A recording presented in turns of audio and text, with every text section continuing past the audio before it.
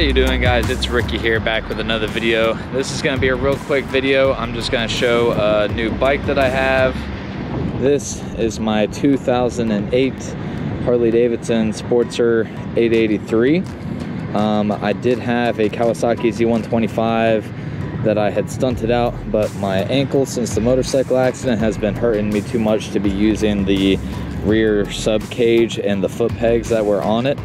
So stunting on it was kind of difficult for me, and all I did was like seated clutch ups and shit like that, and I got bored with the bike. So I decided to trade, and I traded for a cruiser to use as a commuter bike, and I think I'll be able to make some interesting moto vlogs with this bike, hopefully. And it'll be nice for me to just comfortably commute on and travel around. It'll be low maintenance and relatively reliable, so that'll work well for going to events and moto vlogging and shit like that at events. All right, really I don't have anything special about the bike to really talk about.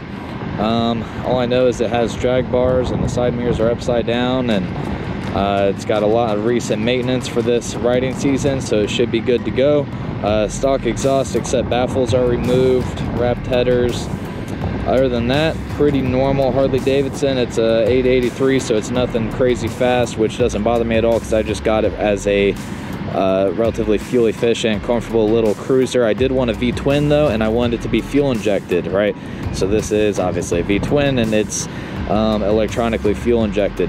I did order a passenger pillion. I'm going to keep the regular solo seat, but I did order a passenger pillion and a backrest, so it will be comfortable for a passenger as well. Other than that, pretty stock. License plate is JKR, so I'm thinking if I paint the fender and the gas tank and get those painted like purple or something and make it like a Joker themed Harley, that might be pretty dope. Other than that, expect to see a few moto vlogs in the future with this bike.